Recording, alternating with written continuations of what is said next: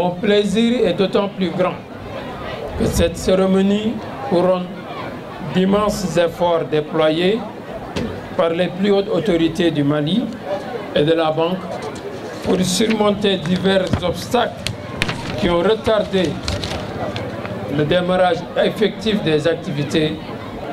Nous rappelons que ce projet a été approuvé par la Banque, le groupe de la Banque africaine de développement, le 16 décembre 2019.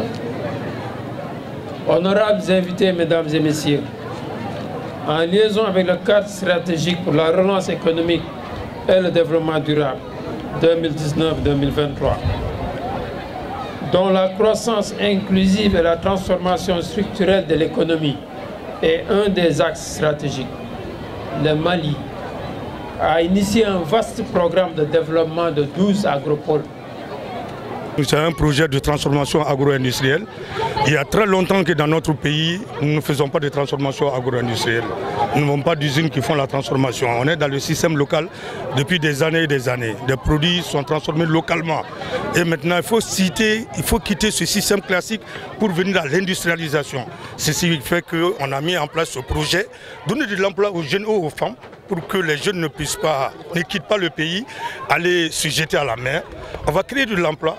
On va créer de l'emploi pour les femmes qui sont des battantes dans le domaine de l'agriculture, actuellement dans la commune de Bangmana.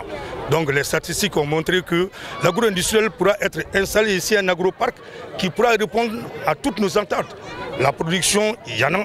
Il y a la très bonne terre, les gens sont des agriculteurs engagés, donc nous pouvons avoir la première produit et la première matière pour les transformer sur place ici et les utiliser ici. Il faut qu'on arrête d'importer maintenant tout ce que nous consommons. On peut les faire chez nous ici, nous avons les potentialités et nous avons l'agriculture digne de ce nom, qui répond aux normes. Le parc agro-industriel va acquérir 35 unités de production. Et ça va générer à peu près 5000 emplois. Et chaque unité, il y aura 150 emplois. Donc c'est des usines qu'on va mettre en place et qui vont transformer nos produits. Mesdames et messieurs, le Mali s'est résolument engagé dans la recherche de sa souveraineté alimentaire et nutritionnelle. Et cela depuis l'édiction de la loi d'orientation agricole en 2006. La politique de développement économique social de notre pays reste essentiellement fondée sur le développement de l'agriculture qui joue un rôle fondamental dans notre économie. En effet, le secteur agricole contribue à 40% au produit intérieur brut et occupe près de 80% de la population active, en majorité des exploitations familiales. Les potentialités du secteur sont importantes, mais restent insuffisamment valorisées. Les défis restent nombreux et variés dans un contexte marqué de plus en plus par le changement climatique irréversible.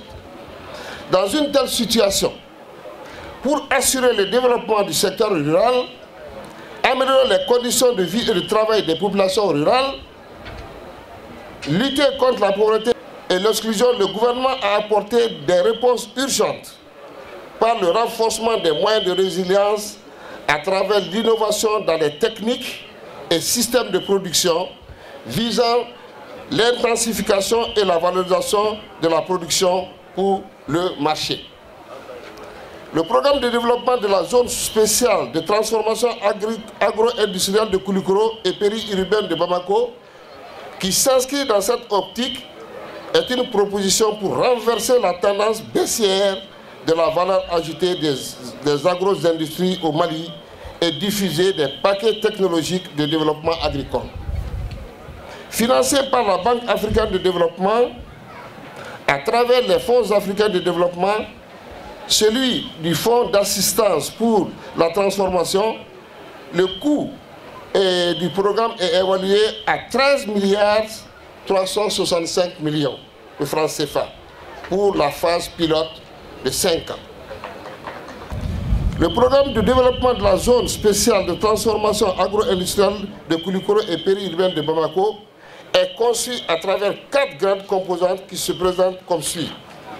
Appui à la gouvernance et aux mesures incitatives à la gestion de l'agroparc, développement des infrastructures d'appui à la transformation agricole, appui aux acteurs clés des filières agricoles prioritaires, gestion et coordination du programme. Mesdames et messieurs, au regard de la pertinence de ce projet et de la cohérence de ses objectifs avec la vision de notre politique de développement économique social, je voudrais ici inviter les acteurs impliqués dans sa mise en œuvre et particulièrement les bénéficiaires de s'approprier le programme et faire de ces résultats le but commun recherché.